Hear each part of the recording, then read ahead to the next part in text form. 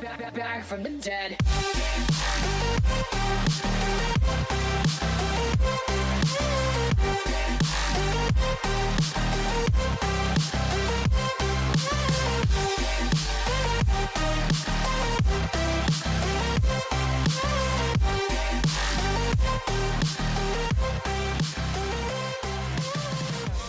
Ladies and gentlemen, you're all invited to go fucking mental.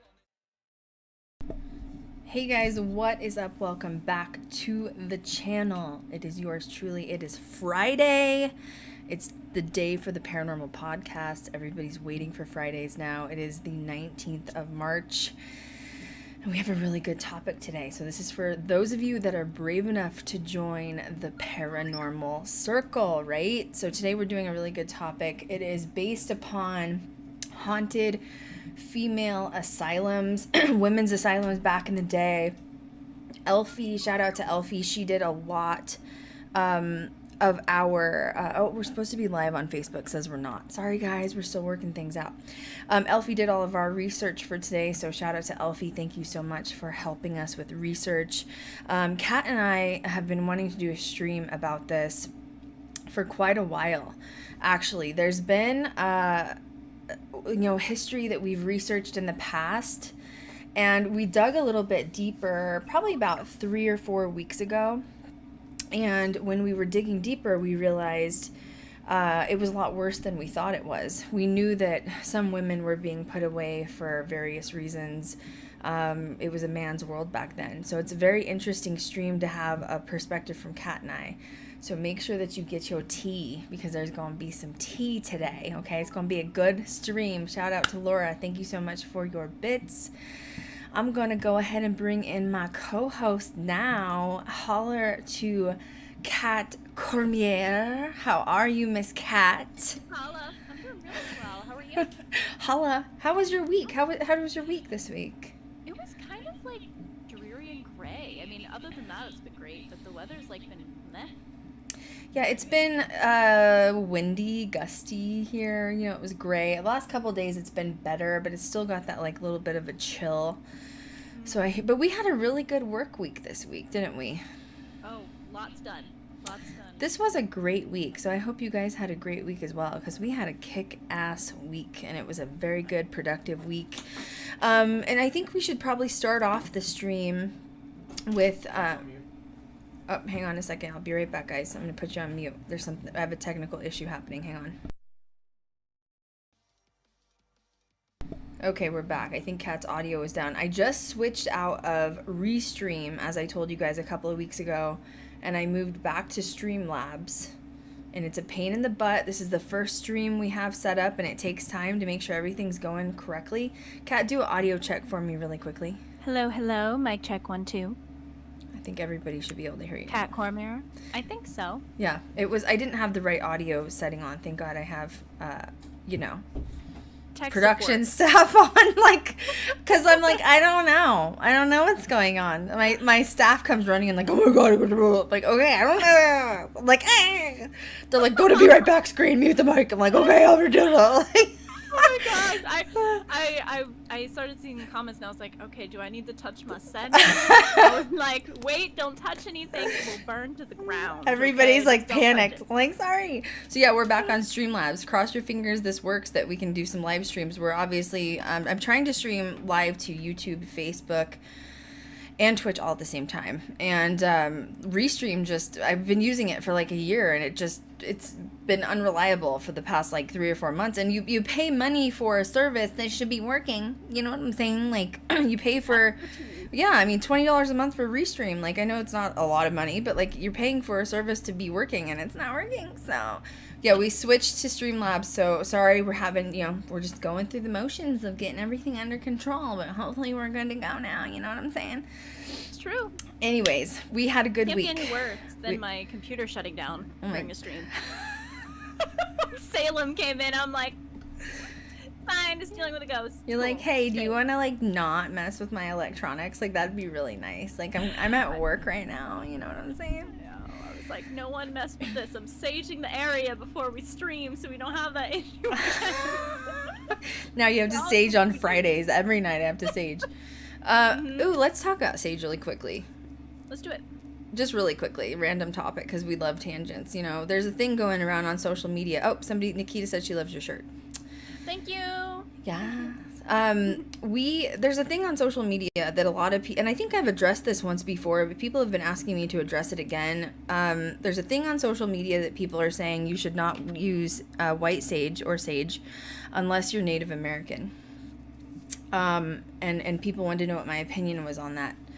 That's ridiculous, in my opinion, and I'm Native American. I've actually had dreams from my grandmother and my ancestors coming to me because I was asking for guidance from them on it, because I was like, why are people getting upset about white sage? Like, they're claiming the sage is being harvested improperly, and they're taking the sage from native tribes. And I mean, if you're Native American out there and you don't like people using sage, okay, you're entitled to have that opinion, but I'm also entitled to mine. And what my grandmother said, she came to me and said, our family didn't survive the Trail of Tears for you to be fighting about sage right now. You had a bigger purpose on this planet, so please don't fight about sage. So in other words, my family was always had that like mentality of build a longer table, not a wall. So do you think you should take the right away from people to be saging and cleansing their energy and space? Absolutely not. Is it a native tradition? Yes. Should it be shared with people? Yes, it should. It's a very good way of like shamanism and spirituality of cleansing space, cleansing energy. I think it's ridiculous. So if anybody's out there questioning if they should buy sage or not, please don't just buy the sage, for God's sake. Like, Jesus, like, it's just ridiculous. And honestly, people are like, oh, they're stealing sage from farms. That could be happening. But there's also sage farms in California. That's where my sage comes from, where they just grow sage. And they're like, oh, they stole it from the Native Americans. Oh my God. My Native family's rolling in their graves. They told me that. They're saying, I didn't survive the Trail of Tears for you to be fighting about sage right now. Go do something productive on this planet. Anyway, there's my 2 cents. And if you're feeling still weird about buying it, you can grow your own. True. You can grow your own right from home and do it that way. Right. You know? But yeah, find some I was Jesus while you're at it. To hear Krystal's take on that. We've had a lot of discussions about that. But yeah, it's interesting. Well, and then I have people that are Native that come at me that are like, you're too white to have an opinion, and I'm like, dude, come on. I hate that. I don't like that. You get that too with your Hispanic side. You're half Irish, half Hispanic, and people are like, oh, you're too white to have a Hispanic opinion, and you're like, excuse me. You're too white to be Mexican was the biggest one that I heard all the time, and I'm just like, okay. But yet you stand up for your heritage, and you encourage, and you promote, and you give, financially to your heritage.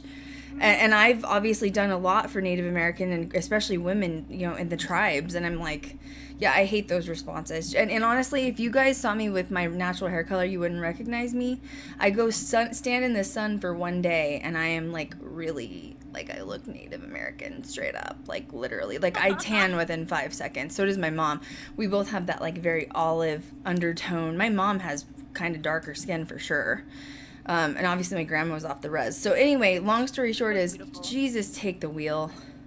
I can't tan for my life. I got definitely the Irish gene, where I'm either white or red. There's no in between. Luckily, I don't burn. I just get tan like quick. And that's when I was like, yeah, I don't go outside because I'm deathly afraid of like skin cancer because I went to cosmetology school. You know what I mean? So yeah. Mm-hmm. My Native family's ashamed of me for that. They're like, Krystal, just go outside. Just go outside. And I'm like, no, not. So anyway, that's my opinion. What do you think about sage? I know you're not Native American, but you're one of my best friends, my co-host, producer. What do you think about the opinion of sage? I think it can go a little too far. Mm-hmm. I think, though, that having like a best friend that's Native American, it was still a conversation that I wanted to have in order to not be disrespectful, But I found it really refreshing to hear that, from Krystal's Native American side of the family, that it's everywhere. Mm-hmm. Oh, and I still have family on the res. I've called my family on the res too. I've called, you know what I mean? Like, I've had actual conversations with people that are on the res, and they're like, "Who started that?" Like, literally, this like, they're like, "We don't care." Like, but I was curious. Like, did it start from the res or did it start from like word of mouth? You know what I mean? I don't know. We've had to talk about this too. especially regarding like Hispanic culture as well, Mexican culture. And I feel that the only people that should be talking about it being an issue are the people of that culture. Sure. Not a random Joe Schmo. You know what I Right. mean? That's all of a sudden making it an issue. Like if you're concerned about something, take it up with the culture. Don't just spread misinformation to make everyone afraid. Well, You and know, I've that's seen half the people problem. online that are Native American that have said they have a problem with it. I don't know why. I think it's silly. But they have that right to have that opinion. Absolutely. But it's an herb. And honestly, the herb belongs to Mother Earth, not any culture or persons, is my opinion. Honestly, that ideology that I just spewed, saying it belongs to Mother Earth, that is the way it should be in Native culture. That is the way my grandmother raised me, is you respect the land, you respect the animals, you respect everything from Mother Earth. Like, that's who owns it. So, yeah, anyway, I'm done with my tangent. I don't have time to fight about sage. That's the long story short here, okay, people? It's true. And if you got a There's a lot demon, out. please, Jesus, go buy some sage. Anyways, we can move forward.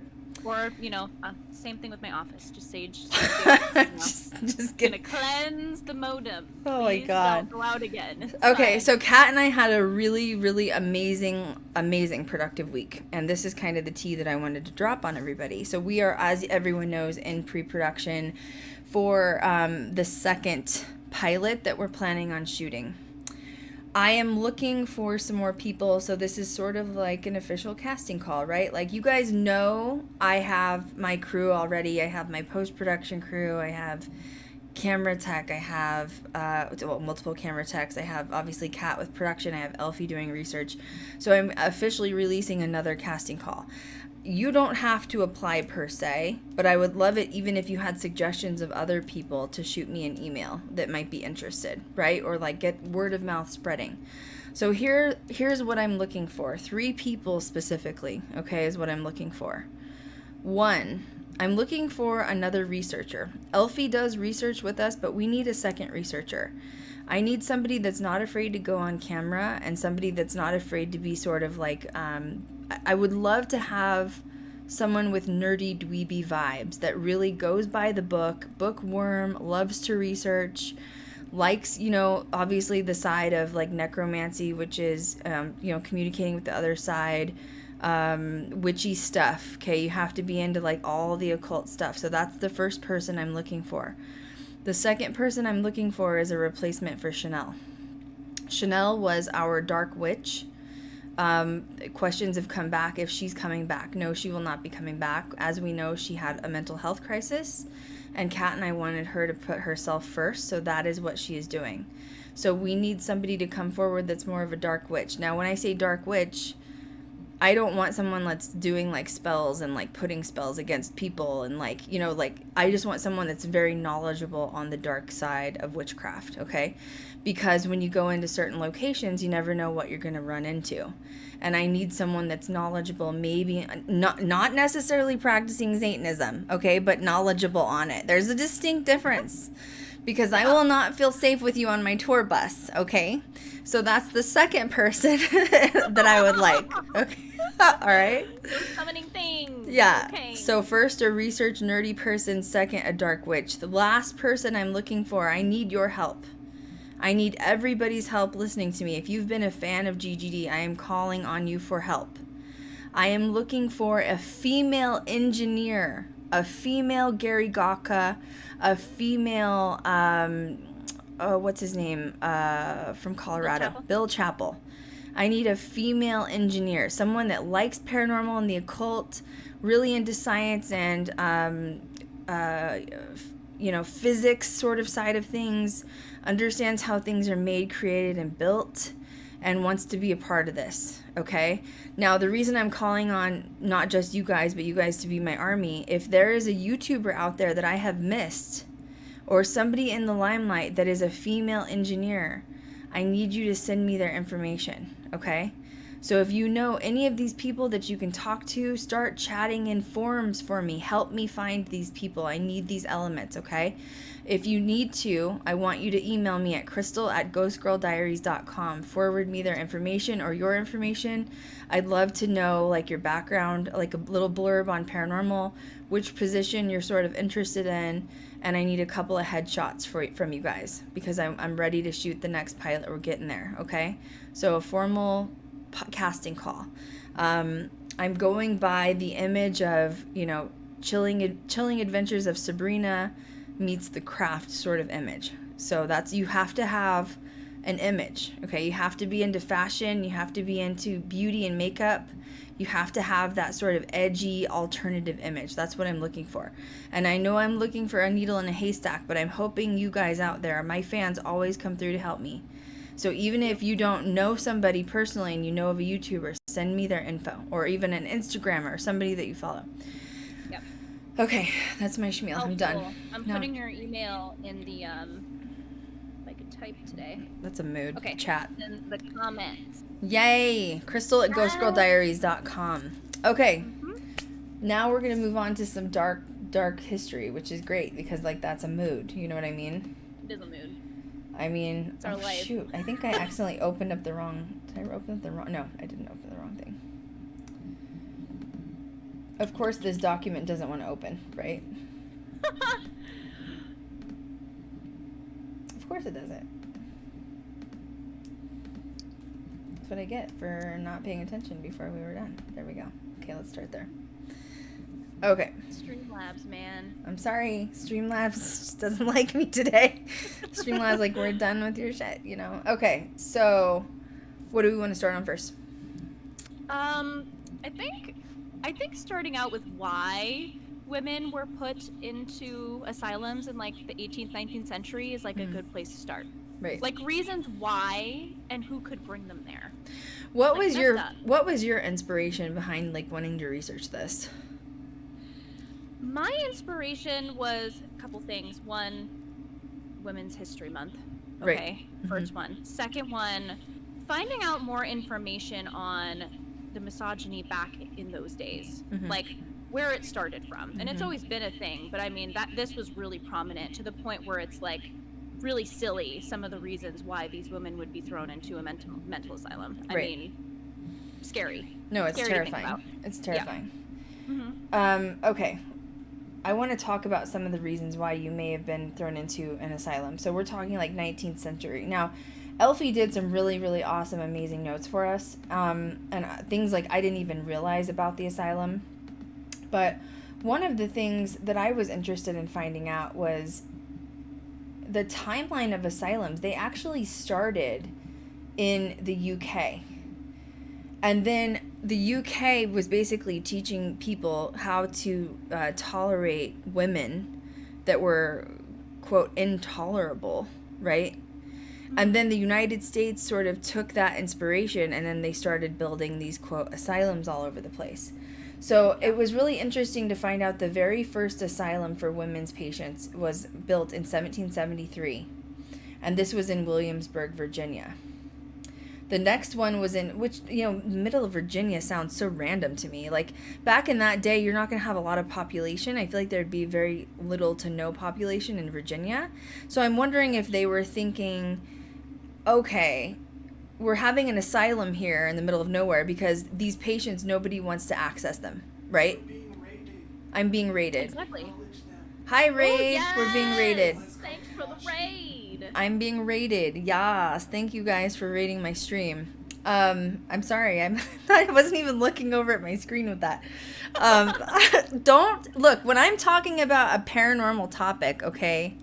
I'm going to dive in head first, and I like talking about dark shit, okay? So, welcome to the Raiders. Thank you for being here. We're talking about haunted asylums today, haunted women's asylums. Okay, so back to, so anyway, 1773, random Williamsburg, Virginia. So the only thing I could think of is they put it in the middle of nowhere so that no one could be accessed. You know what I mean? Like, oh, we're gonna dump a bunch of people in this asylum in the middle of nowhere so that nobody can access them, or if we have a patient escape, they literally just like die in the middle of nowhere. So like they thought this stuff through. And think about 1773, you're still talking like covered wagon travel. Yep. Mm-hmm. Some shady shit was going on for sure. I'm just saying, okay? Now, why would you build a building in the middle of nowhere? Literally. And it was quite large if you look it up. I mean, for that time, it was a 2-story building. It kind of looks like a wannabe church, so it makes you wonder. It was titled Rebuilt the Public Hospital for Persons of Insanity and Disordered Minds. Oh, that's cute. That's a mood. 1841, Boston school teacher Dorothea. This girl, Dorothea Dix, is a huge person involved with the lawmakers and treatment of people and women in psychiatric hospitals. We're going to dip into her more later. I didn't even know this bitch existed.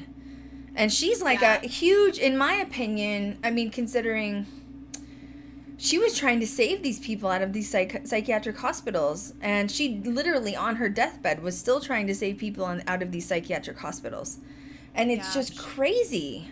She's really inspirational, honestly. And she was one, like, bad bitch. Like, she worked her way up.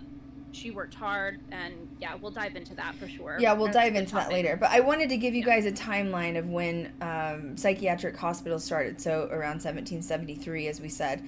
Moving on, another big one opens in 1907, which is Indiana. And now we're in about 30 states altogether. There's now a psych ward. Okay. So now men were in psychiatric hospitals, but would you say an accurate statistic is about 1/3 men to 2/3 women? Very accurate. Because we were reading statistics on this, because we were like, it was mainly labeled women's, hospitals, but was it really just for women? Or was it for more than women? Because, like, no offense, but mental health exists for everybody. So why are we labeling them women's psychiatric hospitals? So men were placed in them. And honestly, I think men were placed in them probably for the right reasons. Like if they were having severe mental breakdowns, or syphilis was really big back then before like penicillin and other medications were invented. And what syphilis would do, oftentimes syphilis was spread due to prostitution, unsafe sex, and it would make you literally go crazy. You'd literally go crazy. And they didn't know what to do with it. So you'd be going crazy and you'd end up just dying in the hospital because they didn't have medications invented yet. They would, we're going to get into like the weird lobotomies and like dark shit that they performed on people later. But first, Kat and I are sitting here like, okay, this is when, you guys know how Kat and I are with topics, except with women's topics, right? Women's haunted paranormal, we're like, oh my God, I'm going to go in and do it, So what did we do? We're like taking it apart. You know what I mean? We're really getting into it. Cause like you and I both, Kat, right? Didn't have a clue how bad this system was. No, I mean, I feel like we had like a little inkling, but we were on the phone for like 2-3 hours on separate days, literally. Yeah, and we were just like, oh my God, this is so bad. It's okay, I don't even know how to like word this, because there's really no appropriate way to word this, so I'm just gonna like spit it out, you know what I'm saying? But okay, so men probably we're talking 1700s, right? Like, so men were probably put in the hospitals if they were having a severe mental health crisis, right? Like, maybe at this time they don't really know what bipolar is. They probably don't know what schizophrenia, multiple personality is. Depression is not really being, diagnosed or a thing then. They just called you insane is sort of the title. There weren't like all of the mental health branches that we have today. So they would just literally stick you in there. So that was for a man, right? So a man is having a crisis. He's going into the hospital for whatever reasons. Mm-hmm. Oh, that's not the same as a woman. Okay. No. So let's chat about why women were placed in hospitals. This is sick. So like, I'm just going to give you guys a warning that there's some discretion here of some dark things that happened with these women and why they were placed there. So if you are uneasy stomach, we're not going to go into gruesome details. I'm not going to do gruesome details, but I am going to tell you guys some of the things that they were placed in for. And the list goes on and on, by the way. I don't think Kat and I are even going to be able to cover everything at this point. No, if you were a woman during that time, if you breathed, you were an issue. Yeah, if you were breathing wrong, you could be put in. I'm not kidding. If you were breathing incorrectly and your husband didn't like what you were doing, he could place you in an asylum. Women were considered property at the time. They were not considered. And I would say that when asylums first became a thing, they were probably placed there for like good measure. But I think over time, the system, what's the word I'm looking for, became abused by spouses. I think men abused the system. If a man wanted a divorce, he could just, because divorce was frowned upon then, he could just place his wife in a psychiatric hospital, take the land and everything they owned together from her, throw away the key, and then he could go on and marry somebody else. If he was having an affair, rather than being caught with the affair, he would just, he was fully capable of saying, oh, my wife's crazy for whatever reason, throw her in the asylum, move on to the next woman. And there were men that did that. There were men that would be like, oh, I need to get rid of her. Like, this one's not going to work either. Put her in the asylum. Let's find another woman. And it's crazy, because then what would happen, the mistreatment of these women going into the asylums, which is, why are they haunted? Because of the mistreatment that went on for so many years. And we'll get to that too. So some of the reasons a woman would be put in an asylum for: if she smoked or chewed tobacco and her husband caught her, she would be thrown in an asylum because he found that as like a dirty trait and it wasn't feminine. So he could claim her as mentally ill and put her in an asylum. This is one that shocked me, and this is one of the discretion ones, because it's like, I don't know how to say it. You know what I mean? I don't know how to be proper. There's no proper way. If you okay, I have a way to say it. If you, as a woman, if you were doing something that was regarding self-pleasure in the bedroom, that's proper, isn't it? Okay, that's good. Yeah. If you were doing self-pleasure in the bedroom and your husband your husband caught you, he could say, I don't like it that she's not allowing me to please her. She's going to an asylum because she's mentally ill. And they would minimum amount of years for self-pleasure was 30 years in an asylum. You can be dead by then. Oh yeah. Or actually go insane. Okay, so there's one. Laziness. If you were a wife and you didn't want to like clean up after your husband because he's a pig, or maybe you're just tired, maybe you feel suppressed in a society that's not for women. Oh, asylum. You're lazy. You're crazy. Something's wrong with you, boo. Asylum. Mm-hmm. Yeah. Overtaxing mental powers. That was an interesting. Such as, I mean, basically what that means is your husband thinks that you're very powerfully mentally strong. Like you're a feminist. You're a strong woman. Oh, we got to put her in the asylum. She's not listening. We got to lock her up. We got to put her away. You're probably there. I was already there. That's like there. Oops. I told Kat, I was like, if I lived in the 1700s, I would have either been in the asylum for not minding my husband or burned. I would have been a prostitute, because that would have been the only form of an entrepreneur. Like, oh my gosh, did you hear what I said? What? I was like, or burned. Or be like burned. No, that was the life before that. That was the life before that. That was the last one. Yeah, that was the time before that. That was a whack. If you were a woman that was interested in studying, such as you had an interest in film, you had an interest in literature, you had an interest in creative writing. Oh, she's getting too smart. We gotta throw her in the asylum. Oh, she can't get smart. We gotta throw her in the asylum. Oh, here's a good one. If your husband doesn't enjoy your company and he generally just thinks you're a bad person, asylum.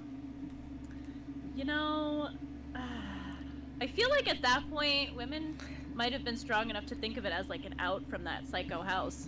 Maybe the house was the asylum. True. Very Think true. about it. Yeah. You know? If you had any opinions on political figures that were going on in your time, you weren't allowed, as a woman, you weren't allowed to speak out politically. Asylum. Oh, she's crazy. She's opinionated. We got to get rid of her. Now this one kind of makes sense to me, honestly. If you married incest, you'd go to the asylum. I mean, okay. Like, I'll let that one go. You know what I mean? I feel like that's like jail time too. I feel like now. I feel like rather than an asylum, maybe they just need to send you to church and like pray to Jesus and like just let's not, you know. Please. They need something, but I would give her a King Tut book and say, have you ever studied King Tut and know what happens with King Tut? Okay, he was inbred and he had a lot of issues. That whole family, man, was sick. That's for another stream with my Egypt. Yeah, let's not Egypt tangent. rabbit hole. Yeah, let's not tangent, you know, because we could. Like, I could go there, you know what I mean? But I'm not. It's fun to tangent. It's fun, but not That's that a tangent. Stuff. Like that. Wicked tangent. That's a lot. That would be like a 5-hour stream of like the dysfunctionalism of Egypt when it was like trying to create an empire. Like, of course, that's not just Egypt. A lot of royal families would keep their blood in line of like sleeping with their kids or whatever. What? All I'm gonna not say for is me. in this life, I discovered how to mummify someone at age 11. And I definitely would have been thrown into an asylum. My That's all I'm gonna say. Cat, Okay? Jesus Lord. Sometimes you just gotta know. Sometimes you just gotta know. So On that note, I think we should just end that because it could keep going. All right. right. The one that I found interesting was hard study. They called it hard study, and it was the fear of women knowing things and like women knowing that they don't need men anymore. Right, that's a mood. Like self-empowerment. Uh-huh. Yeah, they're like. Well, yeah, but doesn't that tie into like women becoming witches and joining covens, which was also like empowering, and they tried to stop that shit? Yeah. So it's the same thing. They don't want you to be powerful. Once again, what was that thing you saw on Instagram? It said, thank God women want equality and not revenge. Yeah. Jesus, yeah. Lord. It's true. I mean, it's going to happen with some generation at some point. What, revenge? You said that. I think you said that, like, when we were talking. I did say that. Yeah, it's going to happen at some point, but... Well... In the meantime, I'm just going with the flow. You know what I'm saying? Yeah. When the revolution happens, call me. Superstitions, which I mean, I feel like everybody has superstitions. You know what I mean? Like I've talked about this before. I've never really gone into in depth about it, but I used to be obsessed with like antique keys. You know, like really pretty antique keys. Yes, they're like and I used to have like literally probably 20 or 30 necklaces of skeleton keys. And the day, maybe I'll just talk about it. The day I lost one key one day. And the day I lost the key, my car got stolen. And after that, I associated skeleton keys with bad juju. Dang. Yeah, and the fairy took it. Well, I had a couple other things happen when I lost a skeleton key. Like, it wasn't that bad, obviously. They found my car. It was totally wrecked and trashed. But, like, after that, I was like, stay away from skeleton keys. Those are really bad for Krystal. Like, she doesn't need those. So, but if you had a superstition, asylum. Go, throw you in there. We don't want you with your superstitions. I mean, there's way more. Period.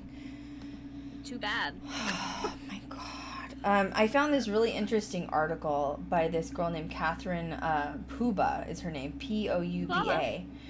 And Ashley Tyen is their name, so if you look it up. They did this like really big abstract article on studying asylums between the years 1850 and 1900. And I just want to read a couple of short lines. Women were placed in mental institutions for behaving in ways that male society did not agree with. Women during this period had minimal rights, even concerning their own mental health rights. Research concluded that many women were admitted for reasons that could not be questioned. And a lot of those women that were admitted were obviously abused. And it's just really tragic. And women were faced with things like abnormal body functions or actions, like anything that you did strange. So if you had like a double joint, you could be thrown in an asylum. I mean, like literally anything. Postpartum, if you had postpartum depression, they didn't call it postpartum then. They could throw you in the asylum.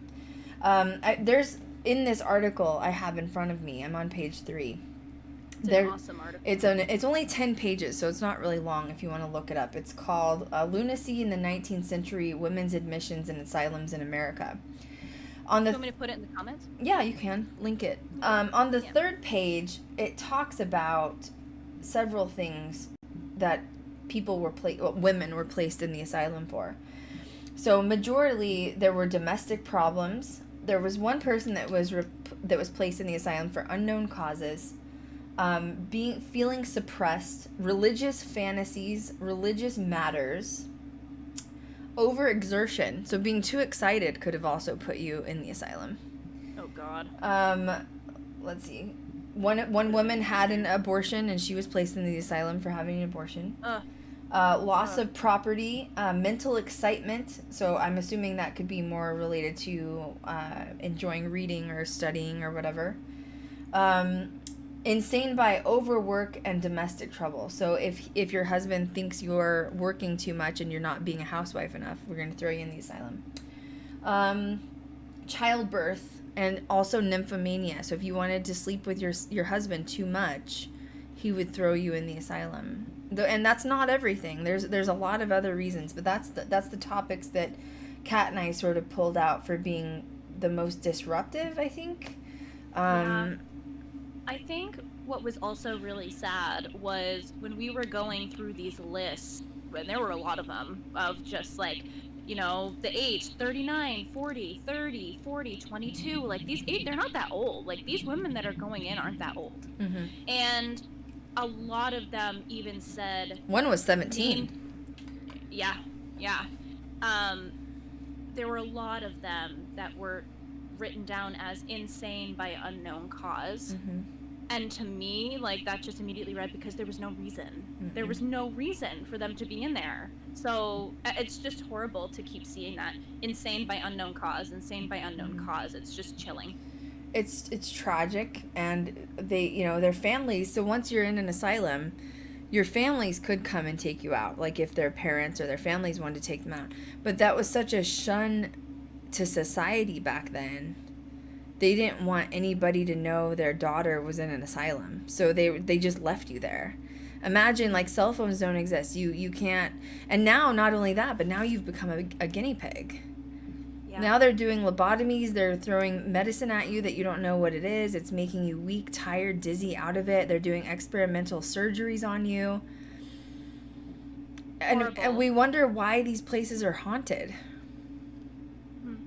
Another reason I wanted to do this topic was I have seen only men investigators, because as we know, the market's saturated with only men investigators. What, like 95% male?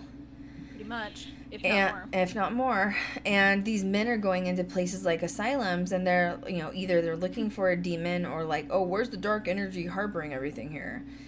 The asylum is the dark energy. The asylum is the demon. Like, the location's the demon. It's not a thing. It's not a person you're looking for. It's a thing. It's the location. It's trapped them. And imagine if you died while you've been placed there by your family. You feel lonely, depressed. It talks about they would put you in padded rooms. They would put you in straitjackets. Just leave you there for days with no human interaction, no love. You would go insane. You would go insane even if you weren't insane. And that doesn't count all of the drugs, the anesthesia, the surgical procedures. So imagine they're doing these procedures on people, they're guinea pigs. It's an experimental lab. And you're under medication, you're being surgically worked on, and now you die. Would you know that you're dead? Oh gosh, no. I wouldn't. I'd be stuck. Oh, I'd be stuck. I'd be confused. I'd be like, what's going on? Where am I? Well, your whole reality is totally warped to believe something that you're not. That's a mind trip of its own without the drugs and everything else, and you're surrounded by some that might have some legitimate, mental health crises going on. But a majority of them weren't. you know? So then how do you feel about these male investigators going in, handling it this way, rather than being compassionate and empathetic towards the energies that are there and the suffering that took place? Instead, they're looking for a demon, or they're looking for the dark thing that's harboring them there. How do you feel about that? I think, one, it's disrespectful, and I think, two, it's expected that something dark or, you know, something is going to attack them. Because if it were me as a female, you know, that had passed on, being put in a mental asylum that, you know, I wasn't meant to be in, and there are guys in this day and age that are doing the same shit that caused me to go in there back in the 1800s, I'm gonna have some issues with them. Right. They're interrogating these people. Mm-hmm. These spirits, you know? I mean, absolutely just not warranted. And I'm also not saying to go into a location not being you never want to go into a location and just open yourself up. You know what I mean? Like, you do need to be prepared, because there could be something dark there. Yep. In my likelihood, though, of all the investigations I've done and all the places I've been, you're more likely to run into energies attached to the location versus like a demon. And I've said that for years. And especially if you're taught, like, and honestly, in these asylums, when we've seen people go investigate, they're like, oh, there's got to be a demon or a dark shadow figure that's harboring the energies there. Have you ever considered maybe the dark energy was the doctors and nurses? Yep. Allowing it to go on. And doing the torturing? How could they sleep at night? Well, a lot of these places had underground tunnels, and I know we've seen some of those on TV. You know, nobody ever talks about the underground tunnels. The only thing they say is, oh, well, they had to use the tunnels because in the winter it was too cold to wheel the body outside to the morgue, so we had a tunnel to the morgue. Yes, that's partially true. But the other reason they had the tunnels, and you can research this on your own, is there were so many people being worked on as guinea pigs and dying that they couldn't report how many bodies that there were coming out a day. So the way they hid the bodies was by rolling them through the tunnels. Why are the tunnels so haunted? Once again, we're going down in the tunnels, as we've seen on all of the shows. They're looking for a dark energy in the tunnels. How do you know it's a dark energy? How do you know if it's just not like the doctor that rolled them down, or the nurse, or maybe it's the patients that are stuck in those tunnels? Oh my gosh. I feel like they're missing the opportunity to communicate, though, don't you think? Yeah, it's definitely a lot deeper than, you know, what's on the surface, you know, based off of everything going on. Mm-hmm. And who's to say that female patients weren't being like raped in those tunnels? Oh, they were. Oh, I'm sure. Who's to say that, you know, like that? Well, what's the thing happening? where you sleep with a dead body? Necrophilia? Is that right? I think that's it. Yeah. I always get necromancy and necrophilia mixed up. I'm like, there's a difference. Just be careful when you say that. One's a summon and one's not. What? That was so funny. Oh my gosh. Because it's true. Because every time I say it, I'm like, oh God, did I say the right word? I hope so. Okay. It's because it was the same beginning. One's really bad and one's not as bad. You know what I mean? So, oh my God. Like, there's a difference. There's a big difference. Not even. I know. Why are those words so alike? They shouldn't be. Whoever created those words made a huge mistake. Like, clearly. Change it. Okay, you gotta change that. Modern time. Jesus Lord. Yeah, the something that really stuck out to me in the notes as well was who could admit these like women into the asylums, and it was decided by your husband, a brother of any side of the family, or a male friend.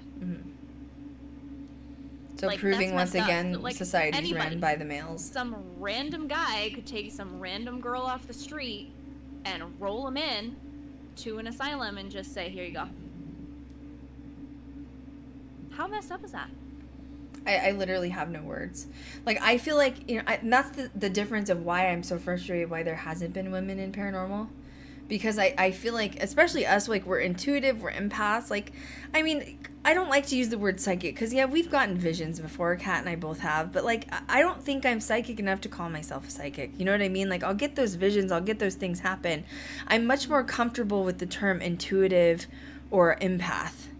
But going into one of those places as a female, I don't think I would be investigating or reacting the same way that we've seen on TV. I think I would feel a serious heaviness, and I think I would feel the sort of like pain and torment those patients went through, whether it's mental, physical, or even emotional. Sadness. such sadness, such sadness. Really heavy, really heavy. Mm-hmm. And sometimes those emotions can translate without even saying anything. True. They really can. Mm-hmm. You know, so if your intentions are good, going into a location like that, especially as a female, I just feel like they just know. It would also be interesting. I personally just opinionated on going into like a female abandoned asylum. I do think, obviously, the doctors, nurses, medical staff was doing corrupt things.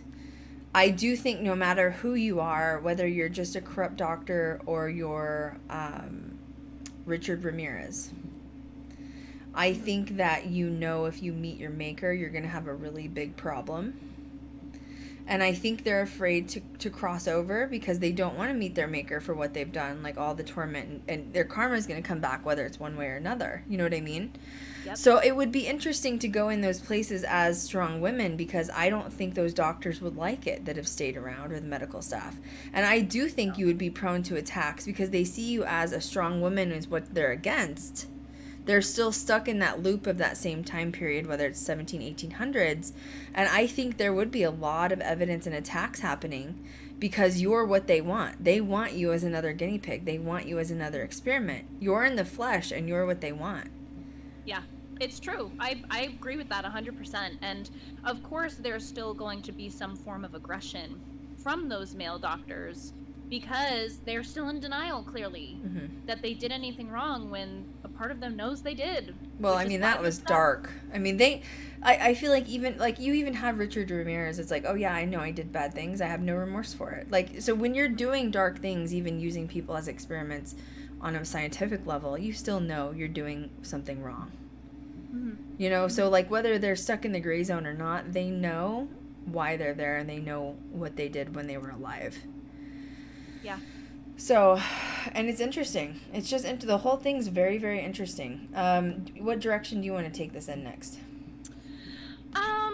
Let's see here.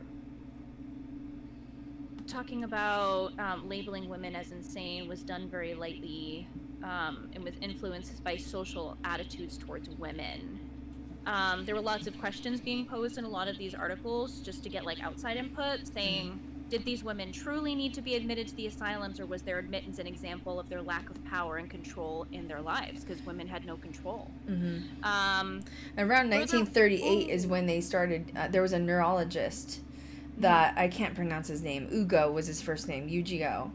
He was the one that introduced. Oh, he's an Italian. He's an Italian neurologist. In 1938, he introduced electroshock therapy as a treatment for patients with schizophrenia and chronic illnesses. Electroshock therapy.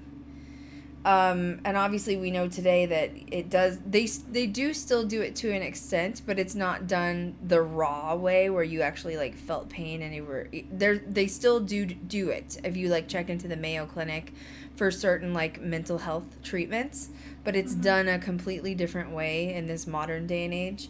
But even if you would come out of the closet and say I'm a lesbian or I'm gay, they would try to treat you with electroshock therapy. Oh gosh, yeah. That was another reason you could be thrown in the asylum, was coming out saying I'm LGBT. Yeah. I found it really interesting too because they were going on in some of these articles, the research of these mental asylums. And they found it really interesting, the comparison of rates of admittance with people that were American born and those that were immigrant women. Yep. I mean, horrible stuff. Just throw them away and lock away the key. Nobody cares. Oh, it's messed up. So, and in go ahead. One of the statistics, in 1879, they found some records, and it was really difficult to see how many males to females were in some of these asylums. Like, it was really difficult to point that out and find that information, and it was probably because they didn't want it on paper. Yeah. Oh, I think so many records were hidden for sure. 100%. Yeah, because it was wrong. And there was an example in Middlesex County Asylum in Hanwell, housed 728 males, in contrast to 1,098 females. So once again, about a third of the population. Yeah. 1955. So that's really not that long ago, honestly, if you think about it. You know, because we were talking about the 1700s before. So you're talking about 1955, the number of people that were in psychiatric hospitals was 560,000 people. Where's the balance, though? Because I feel like you have this extreme side where it's like, oh, everybody's going in the asylum for something. Kat and I are feminists. The asylum, like, we would have been there a long time ago. You know what I mean? And gladly. We'd probably form an alliance. Oh yeah, well, that's what's crazy too. Is like there's all these people in there who aren't sick and they were afraid to fight back. That's amazing. And the state didn't care. Nobody was there to help them. It's just shocking the torture that went on. But But anyway, with that being said too, it's just I lost my train of thought. You know what I mean? Well, I think what was crazy about that too was also these women, like all of them, were just being drugged upon arrival. Yeah. Mm-hmm. They weren't even really given a chance to think about their circumstances. And sometimes I wonder if that was a saving grace in a way. Well, here's another thing that's interesting is 1965 is when they started like the Medicare program, Medicaid program for patients. So if you had sickness, illness, what's the word I'm looking for? Disabilities. Mm-hmm. They would place you on this, and then they would stick you in an asylum. It makes you, like, clearly they would take their checks or medical insurance, which was funding these places. So that now it's become even more corrupt. Oh, yeah. Even more corrupt. It was essentially a witch hunt. It's just shocking. And it just got weirder and weirder. But once again, the balance is you have these crazy asylums where some people, I would say a majority of people that shouldn't have been there. But now you have this day and age where we're finally making mental health a topic of conversation because everybody knows I'm pro mental health conversation. I think that the way to bring it into society is to talk about it more freely and openly. And I've dealt with friends and family that have had severe mental health crisis. But now you have a day and age where there's no help. None. Mm-hmm. Where's the balance, man? Now you have a lot of people and homeless on the street that actually do need treatment and do need help and can't live in society like a normal person. But they won't make asylums, and maybe we don't need to call them asylums because I think that because asylum, the term means crazy person, you know? But we do need facilities to help these people obtain not being abused by the system and doctors and nurses, but where they can get the proper treatment that they need. There's no balance. Why is it this extreme or this or nothing? Like I don't get it. I don't get our society. No, it was sick. It was sick, and there was no basic mental health facility. Mm-hmm. None. It was just totally extreme. I want to compare a haunted asylum to a modern day and age asylum. Let's do it. I know, Kat, have you been to an abandoned asylum at all? Yep, right here in Concord, actually. Okay, I've been to a few in Colorado that are abandoned. Kat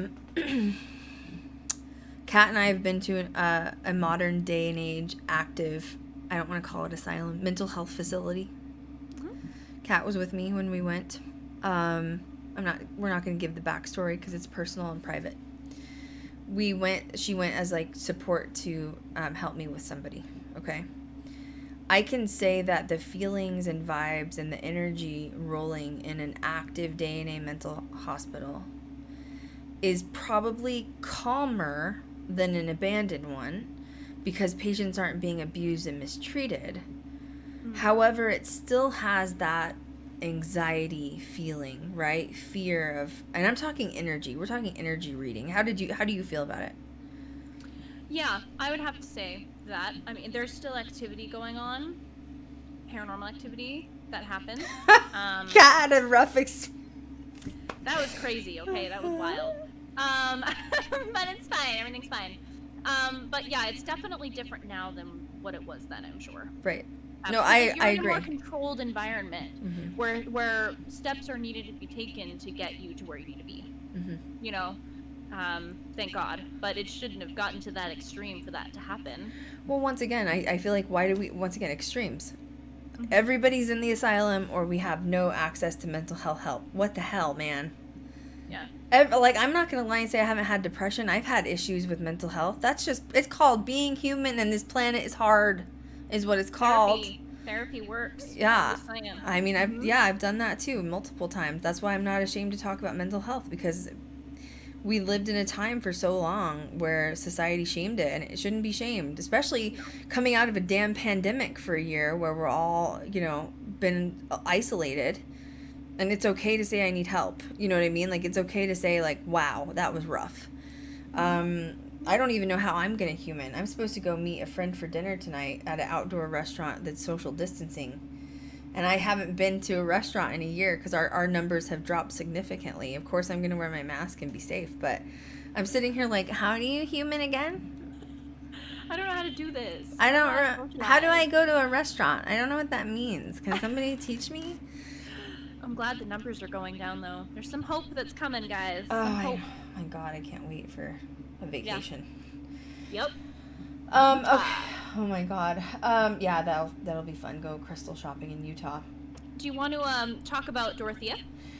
Yeah. One last thing I'd like to do is just one more statistic of 2004 statistic is studies suggest that there's 16% of prison and jail inmates that have actual mental illness, which is roughly around 320,000 people. Now, once again, that statistic was from 2004.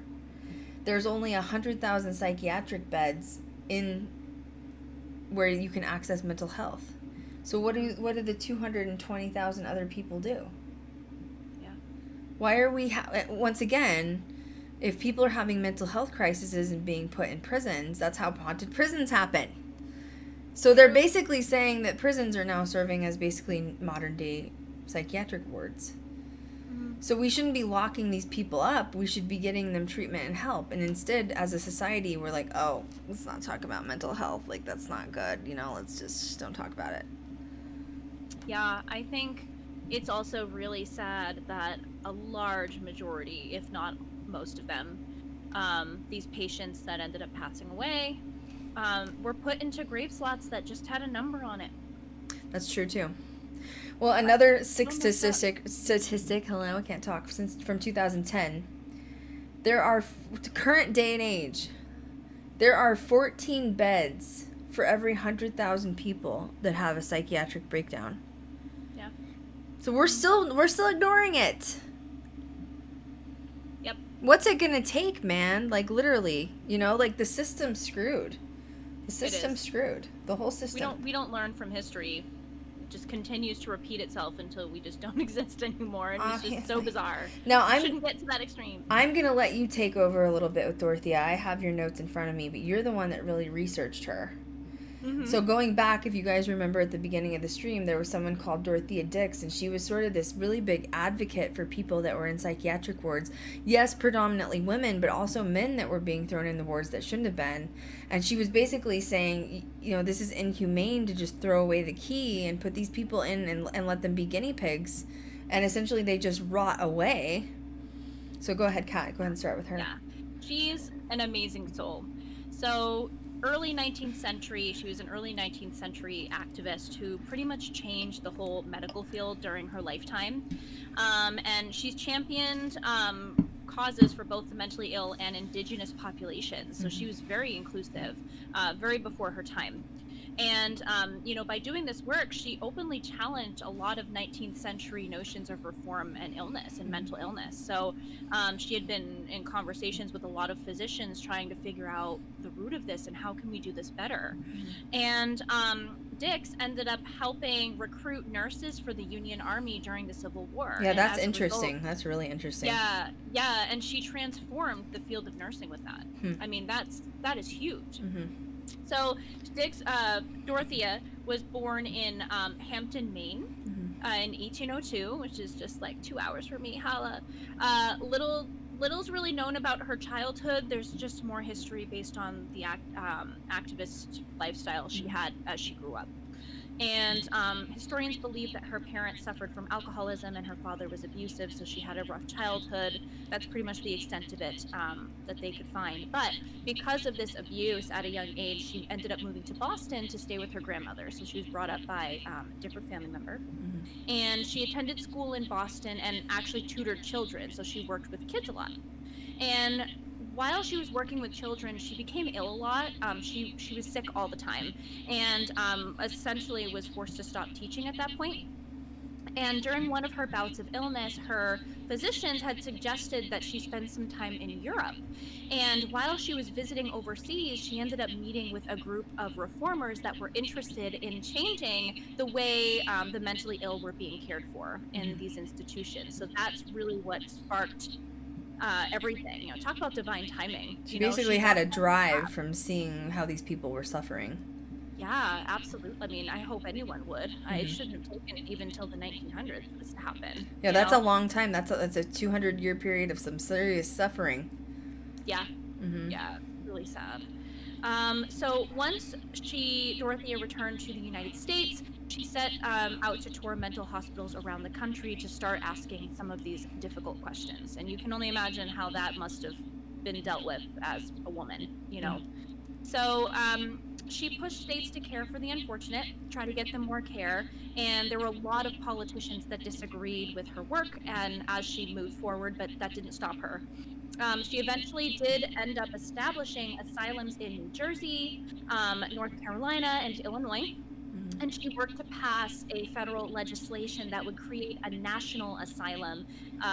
You know, and though the bill didn't pass, she did tour overseas again, though, reporting that conditions of the hospitals in various countries were still continuing. So she was doing like research work comparing over there to here, which I found really interesting because you didn't see any men doing that. Okay, that's all I'm going to say about that. Cat's like, I'm just going to get this in real quick. Okay, just gonna drop a little Aries moment in there. Dorothea was also known for treating both Confederate and Union soldiers, which really gained her a lot of respect in the nursing field. And during that period when male doctors were openly expressing disdain for female nurses, Dorothea continued to pull for formal training and more opportunities for women nurses. So she was a feminist of her time, absolutely. And over the course of the war, she ended up appointing more than 3,000, or about 15% of, Union Army nurses. Wow. So really amazing. And she ended up stepping down from the position around 1865. And after that, her work didn't stop, though. Dorothea ended up raising funds for a building of a national monument to honor deceased soldiers. So a monument for veterans, passed on veterans, which stands at Fort Monroe in Virginia today. So you can even go and check that out there. Wow. And after that, did continue fighting for social reform throughout her life, and her work in support of better care for the mentally ill culminated into restructuring of many hospitals, both in the United States and abroad. So she had massive, help with restructuring the whole facilities together, and after she suffered from a really bad illness, Dorothea ended up returning back to New Jersey, where she spent the remainder of her life in a specially designed suite in the New Jersey State Hospital. And she ended up dying on July 17th of 1887, and she is currently buried in Cambridge, Massachusetts. I wonder why she's never talked about. Like, it's like she seems kind of important in this movement. Yeah. So it's strange why we've never heard of her before. Yeah. Really strange. That was weird. You cut out when you said that. Did I? Mm-hmm. Great. She's here hanging out. You know what I'm saying? Yeah. I was shocked because when I was going through this, I'm like, she really made an impact. Mm-hmm. How is this not more known? It's sad that we still live in a day and age where things like this are overlooked. Honestly, you don't really see much history on women making changes in, mental facilities until the early 1900s. Mm-hmm. Almost like she had just missed the cusp of being in the history books or whatever. Right. But she's deserving of being in it. Mm-hmm. Absolutely. It's insane. Honestly, the whole thing's crazy. I would love to go to locations of mental hospitals for women. Yeah. And do it right. It's not, I feel like it comes down to a point where it's not necessarily about the paranormal evidence, although that's fun to back up what we're experiencing and share that with the world. but it's also a way for the energies and the location to just sort of tell its story on its own. Mm-hmm. And so it's really dark times. It was dark times.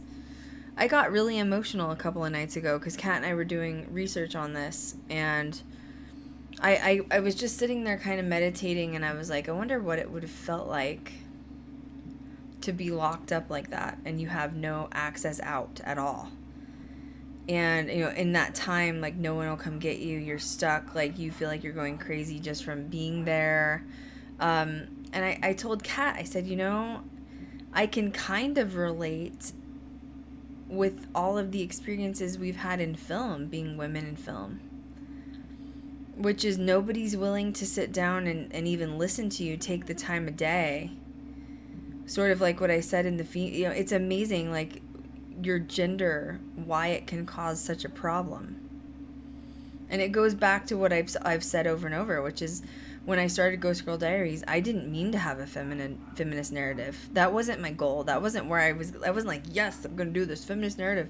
But until I realized so many doors, you know, 9 out of 10 doors were going to slam in my face strictly because of my gender, which it seems so ridiculous in 2021, 2020. Like, people want to say change is happening, change is coming. When? Let me know. I'm listening, because I haven't seen it. You know, they're saying they want change in film and they want change in paranormal. Adding one camera tech to Ghost Adventures doesn't count, okay? You know? And it's just sad, because I can't imagine the torture, the torment they went through.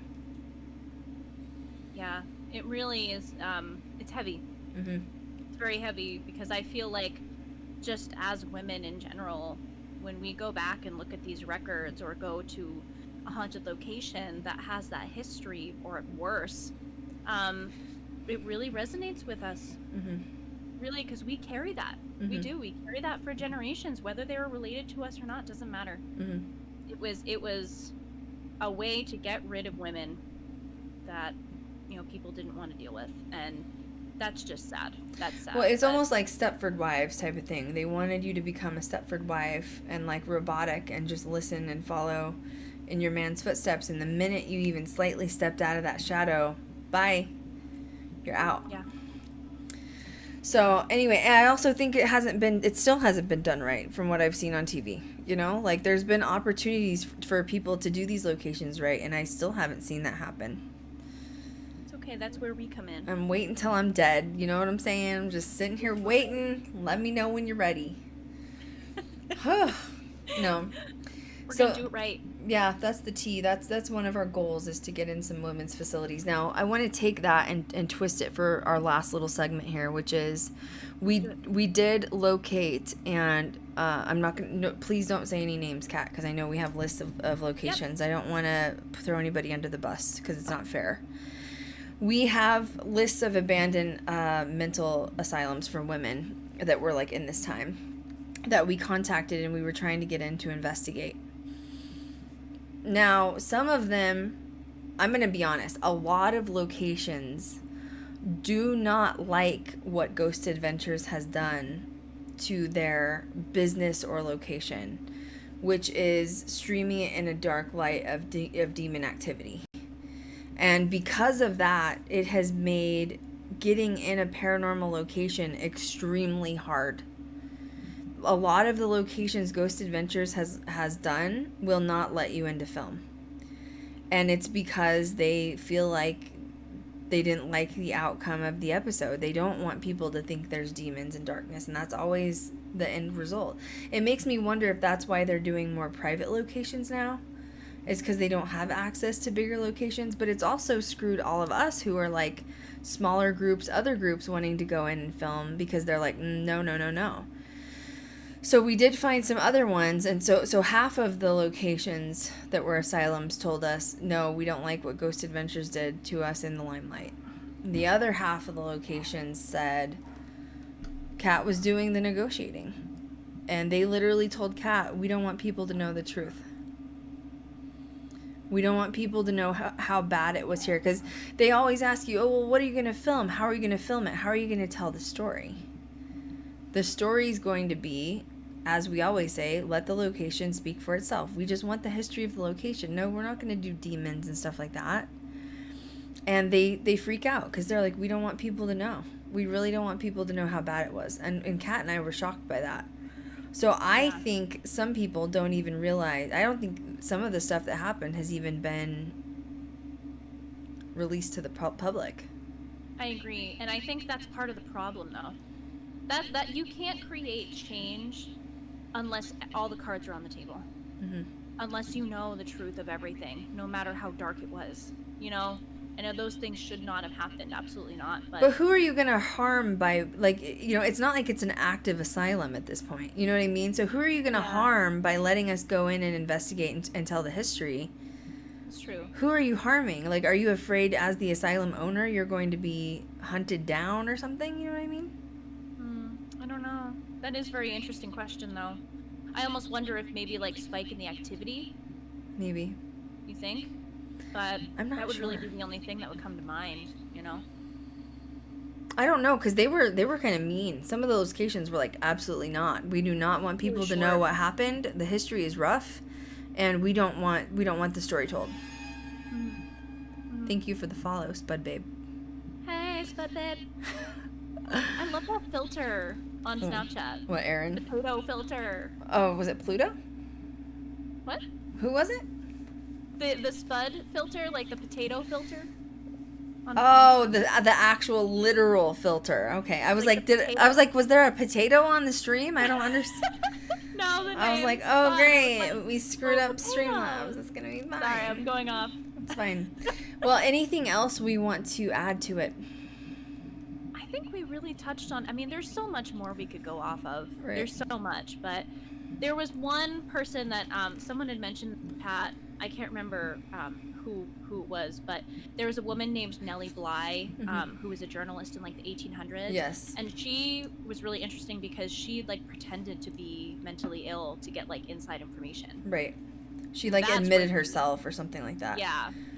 So right. That was just a quick one I wanted to add. Yeah, that's a good one, but that's a whole nother stream too that we didn't want to divulge in. We were more interested in the asylum part because I just feel like people haven't really considered what these people went through. Like, oh, it's a haunted asylum. Do you know why it's haunted? Yeah. People, and especially women, were tortured and murdered and raped, and you know what I mean? Like, yeah.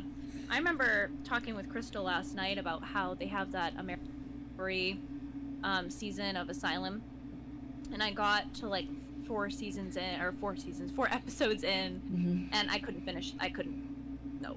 I was empathing way too hard. Too realistic. It was oh my gosh, like you could feel the pain. You could feel the pain watching it happen on screen. I was just like, no. Horrible. I know, it's scary to see it be reenacted, you know. It is, but looking forward to the, future opportunities to go there and do it right. I agree. So last note that I sort of want to leave off with you guys is if you know anybody for our casting call, please send us the information to Krystal@ghostgirldiaries.com. So real quick refresher. I'm looking for a sort of darky witch like Chanel was. I'm looking for a nerdy sort of researcher witchy type that goes by the book. And the third thing that I'm looking for is an engineer, a female engineer. So email me at Krystal@ghostgirldiaries.com. Email me a short blurb, a couple headshots, which position you're interested in. If you know somebody on social media who's maybe a public figure or another YouTuber, send me their info, okay? Because I try to be involved and look as much as I can, but I think the engineer might be hard. So I hope I'm not setting up really high expectations for myself. So I'm hoping just the universe brings that right person towards me, you know what I mean? I'd love to have somebody that could kind of take on Bill Chappell's designs and even Gary Galka's stuff and maybe even put a better twist on it, you know, with a female brain. Yeah. Ugh, so amazing. It would be so cool. So anyway, thank you guys so much for streaming with us today. We appreciate you being here. Please make sure you're following us on social media. Please make sure you're, we're doing subscriptions on YouTube now. content's coming. I had a really busy week. First of all, I had a kidney infection. Yes, I'm better. Thank you for asking. I know a couple of you asked. Still going, but it's not as bad. Don't know how that happened, but it did. And I was just really busy with meetings this week, honestly. Like, so, I mean, I wasn't even on social media hardly. It was a very productive, good week. So I hope you guys have an amazing weekend. Make sure you're following us on social media. This stream will be a podcast uploaded on Spotify, iTunes, all of the above, tonight or tomorrow. So make sure you check it out. And as always, we will catch you guys next time. Bye, guys. Good night. Have a good weekend. Back from the dead.